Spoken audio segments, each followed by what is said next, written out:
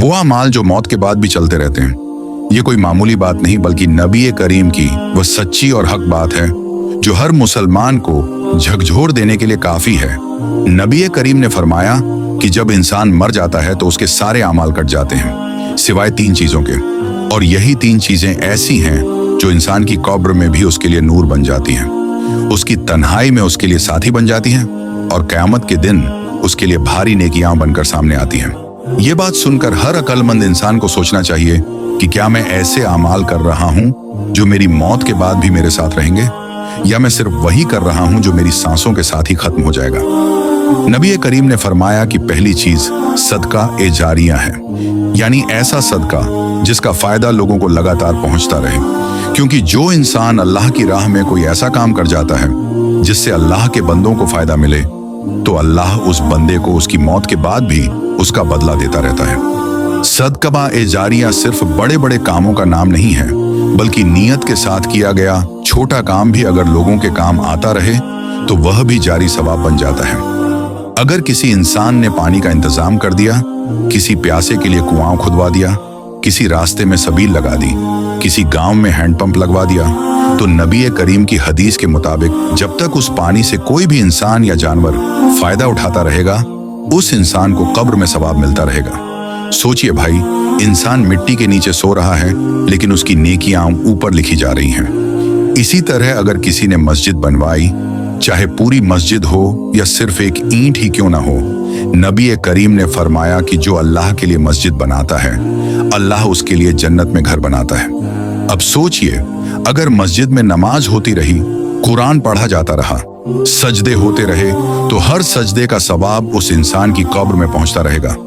फिर नबी करीम ने फरमाया कि दूसरा अमल वह इल्म है जो लोगों को फायदा दे। इल्म का मतलब सिर्फ किताबें लिखना या बड़ा आलिम होना नहीं है, बल्कि किसी को अल्लाह की एक सही बात बता देना, किसी को नमाज सिखा देना, किसी को कुरान की एक आयत समझा देना, किसी को हराम से बचने का रास्ता दिखा देना, यह सब भी इल्म में शामिल है। अगर आपकी वजह से किसी ने नमाज शुरू कर दी, किसी ने तौबा कर ली, किसी ने गुनाह छोड़ दिया, तो नबी करीम ने फरमाया कि जब तक वह इंसान उस नेक रास्ते पर चलता रहेगा आपको भी उतना ही सवाब मिलता रहेगा। सोचिए भाई, अगर आपने एक इंसान को सही रास्ता दिखाया और उसने 10 लोगों को दिखाया और उन 10 ने 100 लोगों को दिखाया, तो यह सिलसिला चलता रहेगा और आप अपनी कब्र में होंगे लेकिन आपकी नेकियों का हिसाब चलता रहेगा। यही वजह है कि नबी करीम ने फरमाया कि जिसने किसी भलाई की तरफ राह दिखाई उसे उस पर चलने वाले के बराबर सवाब मिलेगा। आज के दौर में यह काम और भी आसान हो गया है।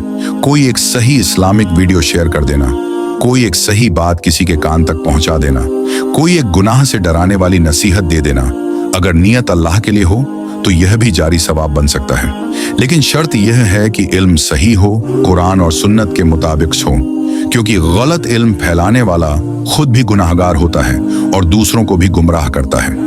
नबी करीम ने फरमाया कि तीसरी चीज नेक औलाद की दुआ है। अगर इंसान अपनी औलाद को नेक बनाकर जाए, उन्हें अल्लाह से जोड़ दे, उन्हें नमाज का आदी बना दे, उन्हें हलाल और हराम का फर्क सिखा दे, तो जब वह औलाद माँ बाप के लिए दुआ करेगी तो वह दुआ सीधी उनकी कब्र तक पहुंचती है। औलाद की एक सच्ची दुआ कब्र के अंधेरे को रोशनी में बदल देती है। आज बहुत से लोग औलाद के लिए दौलत छोड़ जाते हैं लेकिन दीन नहीं छोड़ते। नतीजा यह होता है कि औलाद तो दुनिया में मजे करती है लेकिन माँ बाप कब्र में दुआ के लिए तरसते हैं। समझदार वही है जो अपनी औलाद को ऐसा बना जाए कि उसके मरने के बाद भी उसके लिए हाथ उठते रहें। नबी करीम ने फरमाया कि नेक औलाद सिर्फ बेटा ही नहीं, बेटी भी हो सकती है। अगर बेटी माँ बाप के लिए दुआ करती है, उनके लिए सदका करती है, तो वह भी उनके लिए जारी सवाब है। इसके अलावा भी कुछ अमाल ऐसे हैं जो मौत के बाद चलते रहते हैं, जैसे कोई नेक काम की बुनियाद रख जाना, किसी को अच्छा तरीका सिखा जाना, किसी के दिल में अल्लाह का डर बिठा जाना। क्योंकि नबी करीम ने फरमाया कि जो इस्लाम में कोई अच्छा तरीका शुरू करता है उसे उसका सवाब भी मिलेगा और उस पर चलने वालों का सवाब भी बिना उनके सवाब में कमी किए। इसीलिए भाई, सवाल ये नहीं कि हम कितने साल जिए, सवाल ये है कि हम अपने पीछे क्या छोड़कर गए। अगर हमने सिर्फ पैसा, मकान और नाम छोड़ा तो ये सब कब्र के बाहर रह जाएगा, लेकिन अगर हमने नेक अमाल छोड़े तो वही हमारे साथ कब्र के अंदर जाएंगे।